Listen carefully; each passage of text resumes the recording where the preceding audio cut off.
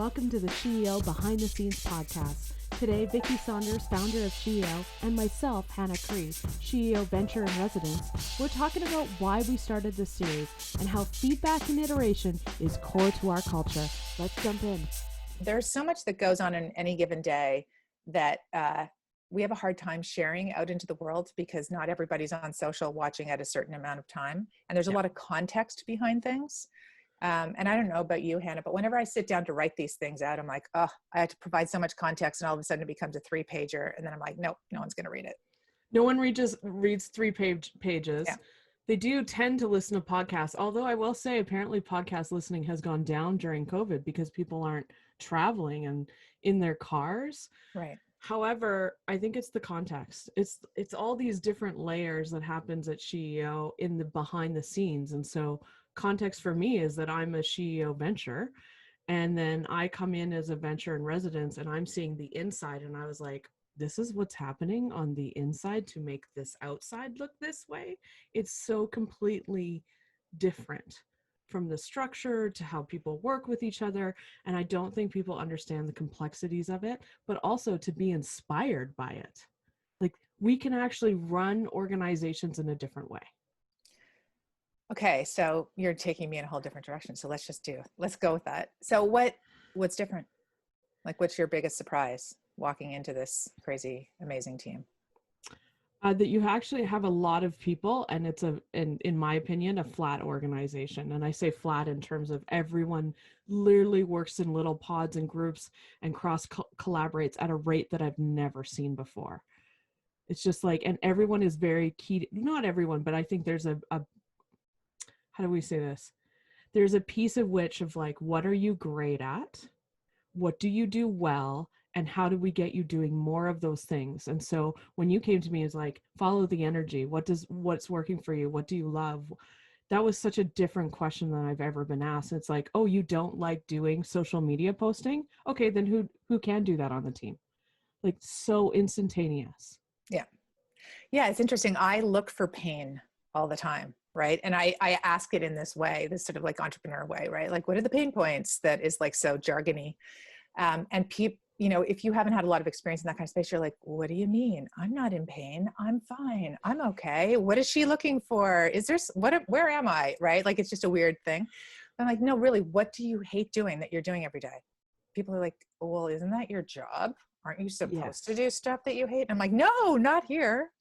When you start to like spend time doing stuff that you hate, you just don't get energized by it. And then you slow down, and then you're like disconnected. 19% of people in corporations actually like what they're doing. Holy crap. 19%. Yeah. Employee engagement, 19%. Oh yeah. I can highly engaged, right? Because it's just your job and you have to do it, but then you become a sucky human. Right. Well, and here's the other thing. We know that all the structures that we've set up for how organizations run end up creating the results that we have. Right. Mm-hmm. And so there's a lot of problems with our structures. And so to rethink them and do them differently is part of the, like, deconstructing our mind, that unconditioning, the way we've been conditioned is the way you're supposed to work with a boss or whatever. Yeah. So we have this process that we follow with DHOC. It's about self-management. So 50% of your time, you're managing yourself. What does that mean? Manage yourself. Why do I have to manage myself? How are you doing? Is it working for you? How do you get yourself in a space where you can be motivated? How do you want to be communicated with? How do you want to communicate with others? 25% up, managing people that are above you, not managing, leading. And then 25% your peers, basically. Yeah. And that's the process. And it's hard to get used to because you have to be self-directed. And if you're not, it doesn't work for you here, because like nobody wants to call you and go, what's your to-do list? Did you get your to-do list done? Hey, how are you doing on your to-do list? Hey, I'm following up for the 3rd time. And you're like, shut up. I hate this job. Yeah, that's management. That's what's happened, right? Like, that's management.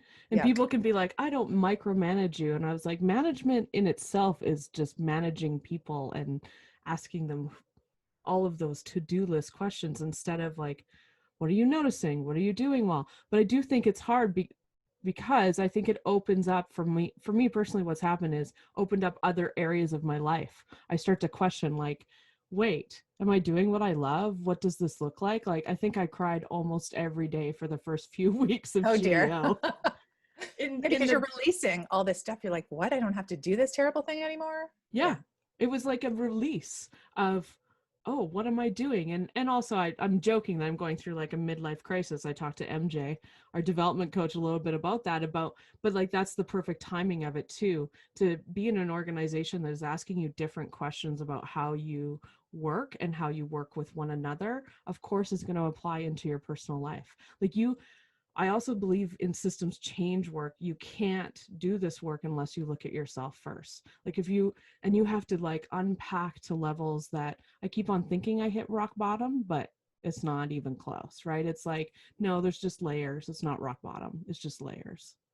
Yeah, and I also wouldn't even like think of it as like rock bottom, I but know, it's like we're exactly. constantly learning things about ourselves. And I mean, this is what I think business, I mean, this is what business is about for me, what life is about, which is we can't really develop to the degree that we're here to develop unless we're in relationship. We Mhm. learn from others. If you're sitting in isolation by yourself, it's super hard to grow.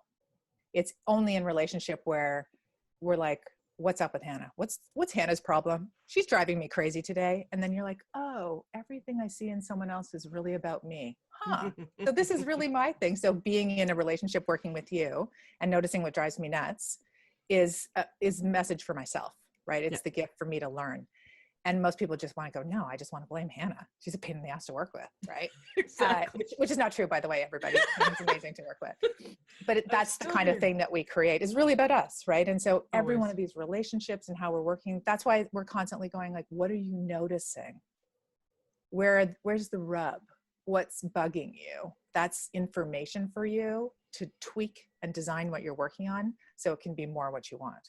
And it's a total ongoing process. Like it never ends. It Sorry to never say, it ends. really never ends. Yeah, that's why there is no rock bottom. It's just this process of uncovering different pieces of it. This and so the SheEO model in itself, I remember you actually saying, you're like, oh, once we call it a model or once we call it a thing, then that's when it all falls apart. Right? Like once you say this is the standard, then what? But I think in itself for me is the iteration. So like a very simple piece that I'm really shocked by, and it's been amazing, is that it's as simple as automating all the feedback forms into a Slack channel, and we're seeing constant feedback on everything from the calls to TWEF that we did yesterday. Like every feedback form, there's always a form that goes out, and we're seeing the feedback in real time. And so to me, in the base of the model is actually iteration and listening. Yeah, I mean it's fascinating because in the past, like one would go, okay, we're going to send out a survey after we do a thing, and it sits in the survey bucket person's job that nobody else looks at, and maybe that survey person calls a meeting 3 months later after they've created a bunch of charts in a doc, and then they have a meeting and they go wah wah wah wah wah, and everyone goes, uh-huh, okay, good, check, she did her job, and like then what, right? Whereas I'm like, how do we get a living breathing feed into our organization of what's happening in the community? And that's been the amazing thing with using Zapier and Slack. And so on any given day, you see, oh, someone just activated. Who activated? Great. Connect with them on LinkedIn, welcome them in, say hi. Oh, they were recommended by, yesterday was, who was yesterday? Renee Safrata. Renee, I send her a note. Hey, thanks, Renee.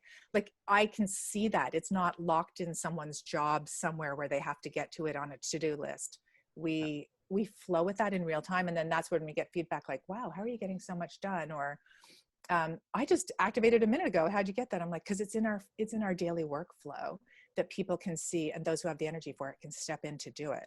Mm, It's just everything. The more transparent we can be, and the more in flow we can be with the energy, the better. And I know I talk about energy all the time, like follow the energy, but it is this weird thing where, like, if you activated last night at 8 o'clock, which someone did, and I responded at 8:02 because I'm insane, always on my phone.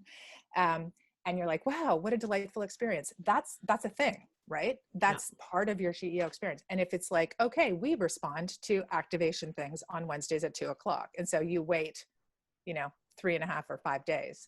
It's not, the energy's gone. Like the momentum's gone. That person's excited they just did this thing. And wow, they just got pinged by someone in real time. That's exciting. Yeah.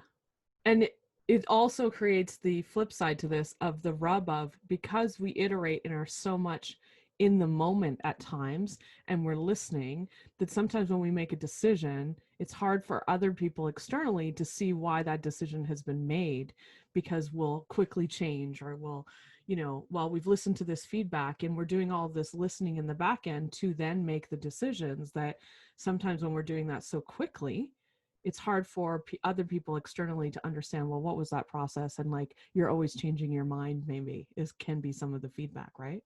Yeah, absolutely. And it's, again, because it's in a real time flow of, oh, we saw that for the third time in a row now, act on it. That feels like a thing that we need to get onto because it's important and we've heard it several times. And so, yeah, this is, as you and I were talking about over the last few weeks, how do we start to share a little bit more of what we're doing internally, so that people can actually see what's coming? And I think, there's some smaller programmatic things that are like, okay, not a huge deal. And then there's some bigger things like, okay, we're actually going to be changing our look and feel, not our feel, our look. Why don't we jump into that? And we, didn't really tell anybody.